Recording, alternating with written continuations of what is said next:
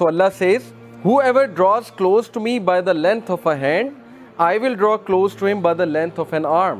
یہ میٹافورک ہے, ایگزامپل ہے.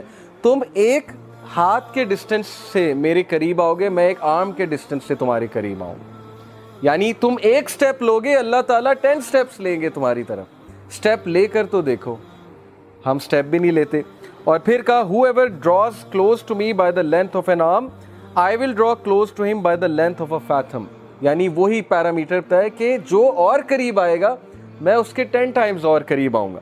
Whoever comes to me walking, I will come to him running. جو چل کر آئے گا میں دوڑ کر آؤں گا. Whoever meets me with enough sins to fill the earth, not associating anyone with me, یعنی شرک نہ کیا ہو, I will meet with him as much forgiveness. تو میں اس کو اتنی ہی forgiveness کے ساتھ ملوں گا. تو یہ اللہ کی ذات ہے کہ آپ ایک سٹیپ لیں گے, اللہ تعالیٰ 10 سٹیپس لیں گے. آپ چل کر آئیں گے, اللہ تعالیٰ دوڑ کر آئیں گے. اس لیے یہ غفلت میں کبھی نہ آئیے گا, نہ ہی اس حماقت میں کبھی پڑیے گا کہ میرے گناہ بہت زیادہ ہیں, یا اب میں کیا کروں اللہ تعالیٰ کے پاس جا کے, ہر چیز تو حرام ہے, وہ حرام میں کرتا ہوں. تو سٹریس میں آ کے انسان اللہ سے ہی بات کرنا چھوڑ دیتا ہے, کہتا ہے بس میں نے کرنا ہی حرام ہے تو چھوڑو, اللہ تعالیٰ سے کیا بات کرے. تو یہ حماقت ہے, یہ شیطان کا بہت زبردست اسٹریٹجی ہے کہ ہمیں اللہ سے بدگمان کر. تو بدگمانی کبھی نہیں کرنی, اور وہ حدیث فالو کریں کہ رسول اللہ صلی اللہ علیہ وسلم نے جو فارمولا بتایا کہ follow an evil deed by a good deed. کوئی گناہ ہو گیا ہے, حقوق العباد میں کمی ہو گئی ہے, یا کوئی پرسنل سن ہو گیا ہے, اللہ کی حدود پامال ہو گئی ہیں,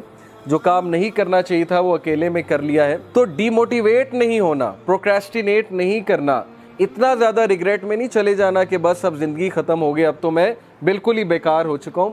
رسول اللہ said follow bad deed by good deed, بس خلاص, تاکہ دل پہ وہ کالا دھبا نہ پڑے جس کی وجہ سے پھر ظاہر ہے دل بہت ڈارکن ہو جاتا ہے, پھر نیکی نیکی نہیں لگتی, برائی برائی نہیں لگتی. اور یہ ہم نے خود فیل کیا ہے, ایک دور میں برائیاں بالکل برائی نہیں لگتی تھی.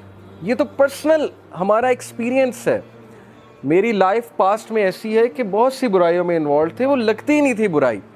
یہ کنڈیشن آف ہارٹ پہ ڈیپینڈ کرتا ہے, اور اب وہ چیز اتنی برائی لگتی ہے کہ میں حیران ہوتا ہوں کہ کسی دور میں ہم یہ بھی کرتے تھے. تو it all depends on the condition of the heart.